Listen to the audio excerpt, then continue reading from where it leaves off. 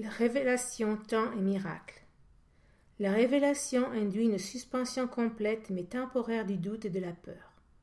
Elle reflète la forme originelle de communication entre Dieu et ses créations, qui implique le sentiment de création extrêmement personnel, parfois recherché dans les relations physiques. L'intimité physique ne peut l'atteindre. Toutefois, les miracles sont authentiquement interpersonnels et il en résulte une véritable intimité avec autrui. La révélation t'unit directement à Dieu. Les miracles t'unissent directement à ton frère. Ni l'un ni l'autre n'émane de la conscience, mais c'est là que l'expérience des deux est faite. La conscience est l'état qui induit l'action, bien qu'elle ne l'inspire pas. Tu es libre de croire ce que tu choisis de croire, et ce que tu fais témoigne de ce que tu crois. La révélation est intensément personnelle et ne saurait être traduite de façon signifiante. C'est pourquoi toute tentative pour la décrire en mots est impossible. La révélation n'induit que l'expérience. Les miracles, par contre, induisent l'action. Ils sont plus utiles maintenant à cause de leur nature interpersonnelle. Dans cette phase d'apprentissage, il est important de faire des miracles parce que la délivrance de la peur ne peut pas être imposée. La révélation est littéralement ineffable parce que c'est l'expérience de l'amour ineffable. La révérence devrait être réservée pour la révélation à quoi elle s'applique parfaitement et correctement. Elle ne convient pas au miracle parce que l'état de révérence est adoratif, ce qui suppose qu'un être d'un ordre inférieur se tient devant son Créateur. Tu es une création parfaite et tu ne devrais faire l'expérience de la révérence qu'à la présence du Créateur de la perfection. Le miracle est donc un signe d'amour entre égaux. Des égaux ne devraient pas ressentir de la révérence les uns pour les autres parce que la révérence suppose l'inégalité. Par conséquent, c'est une réaction inappropriée envers moi. Un frère aîné a droit au respect pour sa plus grande expérience et à l'obéissance pour sa plus grande sagesse. Il a aussi droit à l'amour parce que c'est un frère et au dévouement s'il est dévoué. C'est seulement mon dévouement qui me donne droit au tien. Il n'y a rien en moi que tu ne puisses atteindre. Je n'ai rien qui ne vienne de Dieu. La différence entre nous maintenant, c'est que je n'ai rien d'autre. Cela me laisse dans un état qui n'est en toi que potentiel.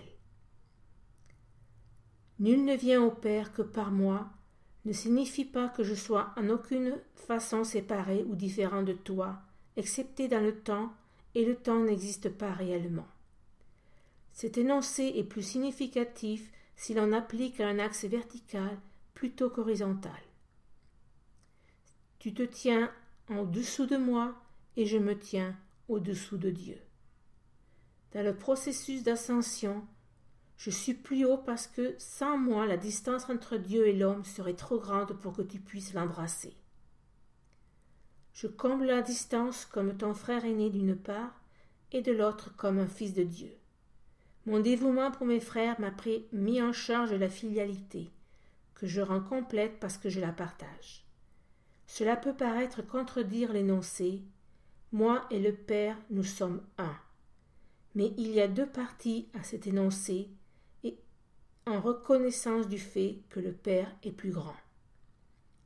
Les révélations sont indirectement inspirées par moi parce que je suis proche du Saint-Esprit tout en étant attentif au moment où mes frères sont prêts pour la révélation.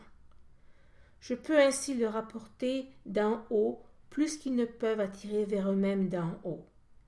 Le Saint-Esprit est le médiateur de la communication supérieure à inférieure, gardant ouvert pour la révélation le canal direct de Dieu à toi.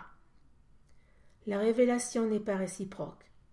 Elle va de Dieu à toi, mais point de toi à Dieu. Le miracle minimise le besoin de temps. Sur le plan longitudinal ou horizontal, la reconnaissance de l'égalité de tous les membres de la filialité semble comporter un temps presque interminable. Toutefois, le miracle entraîne un passage soudain de la perception horizontale à la verticale. Cela introduit un intervalle d'où le donneur et le receveur émergent tous deux plus loin dans le temps qu'il n'en aurait été autrement. Le miracle a ainsi la propriété unique d'abolir le temps dans la mesure où il rend non nécessaire l'intervalle de temps qu'il couvre. Il n'y a aucune relation entre le temps que prend un miracle et le temps qu'il couvre. Le miracle se substitue à un apprentissage qui aurait pu prendre des milliers d'années. Il le fait par la reconnaissance sous-jacente de la parfaite égalité du donneur et du receveur sur laquelle le miracle repose. Le miracle raccourcit le temps en le comprimant, éliminant ainsi certains intervalles à l'intérieur. Il le fait, toutefois, à l'intérieur du plus vaste déroulement temporel.